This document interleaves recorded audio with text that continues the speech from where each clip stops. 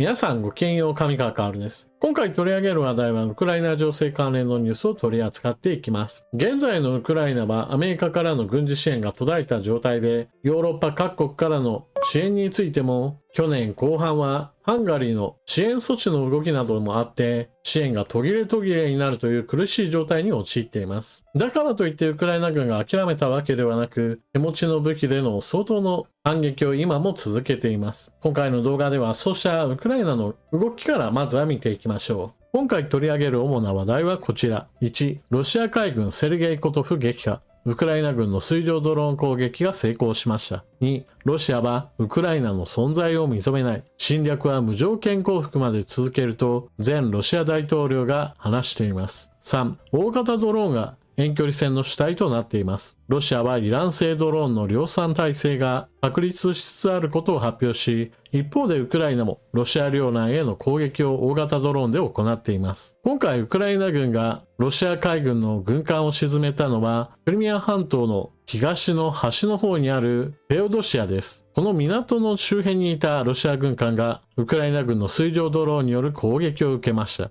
その時の映像が公開されているので、まずはそちらを見ましょう。今回の水上ドローンによる攻撃では、5機の水上ドローンが失われたといいます。ただ、水上ドローン自体の値段はそれほど高いものではありませんから、軍艦1隻を沈める方がはるかに大きな戦果となります。一度命中し、船体に損傷を与えたところに次から次と後続の水上ドローンが突っ込んでいくことにより大爆発を起こしています。ロシア側は正式発表としてこの船が撃沈されたといったことは発表はしていません。ただ、公開された映像を見ると何度となく大きな爆発をしていることからウクライナ軍の方が発表している撃沈したといった報告の方が信憑性ははるかに高いでしょう。また現地で戦闘の様子を映している人もいました。こちらでも大きな火柱が上がっている光景が見えることからこの船が沈んだといった話は否定されるようなものではないでしょう。今回ウクライナ軍が使用した水上ドローンはマグラ V5 と呼ばれるもので航続距離は800キロ。これまで何度か使われてきた水上ドローンと同じものでどうやら量産体制が整ったようです。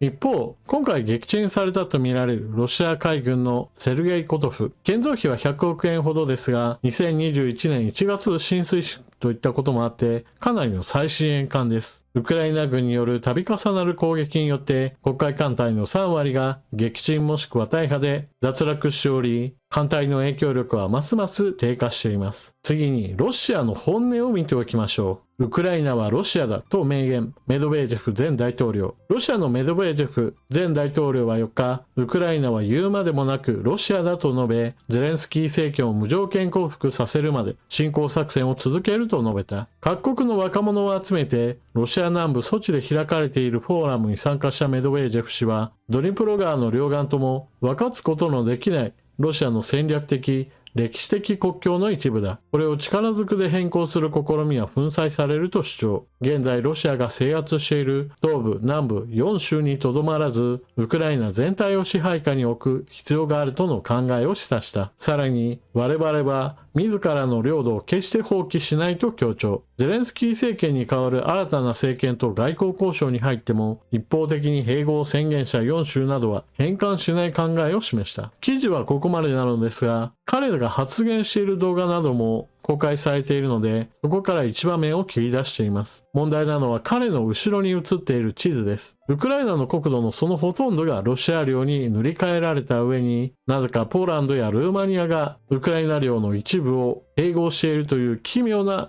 ものとなっています。今のメドベージェフ氏は別に権力的な力があるわけではありません。しかし、彼の発言そのものは、プーチン大統領に褒められるようなもしくは、プーチン大統領に迎合するような発言をすることが非常に多く、それでいて何の飾り気もなく、そしてロシア国内向けのプロパガンダとして積極的に発言を続けています。今回のこのような発言はプーチン大統領の示しているウクライナはソ連崩壊時に独立してしまったが、このような国家の成り立ちそのものが本来であれば認められないといった発言をこれまでもしていますから、メドベージェフ氏の発言が何もプーチン大統領の発言と食い違うような内容ではありません。むしろプーチン大統領が回りくどく言っていることをストレートに、ウクライナは本来であればロシア領であり、現在の状態こそ間違っているという発言をしているわけです。メドベージェフ氏はゼレンスキー政権の無条件降伏を望むといった話をしているのも、プーチン大統領がウクライナのナチス政権を打倒しなければならないという話をしているのと、結局のところその中身は一緒のものです。現在ロシア軍はウクライナに侵略を行って、しかしその侵略行為をしているにもかかわらず、北朝鮮やイランといった国々と連携を深め、世界にはそうした侵略行為をしている国に対して特に気にしない国もありますから、もはや侵略の意図そのものを隠す必要がなかったと思い始めているのかもしれません。これがまさに世界秩序の崩壊という状態を指し示しているものです。このような状態が普通になってしまえば、当然のように軍事力を使いたいなと思う国にとっては非常に都合の良い世界が構築されてしまいます。だからこそ私は常々ウクライナに支援することによってロシアの侵略の意図をくじくべきだという話をしています。続いては戦争が長引くことによって使用される兵器の種類についても少し変化が出ているので取り上げておきましょう。ロシア側の発表で大型突撃ドローンの量産体制が整ったとする映像が公開されました。こちらはもともとはイラン製の大型突撃ドローンシャヘド136のコピー品、ライセンス生産品だと見られています。ロシアはイランに対してお金を支払うことによって自国で大量生産の道へと進んだわけです。巡航速度が300キロとミサイルに比べれば大幅に遅いといった弱点はあるものの、国そのものは簡素なもので、それでいて大量生産も可能といったことからロシアにとっては手軽な攻撃手段として確立されようとしています。ただ、こうした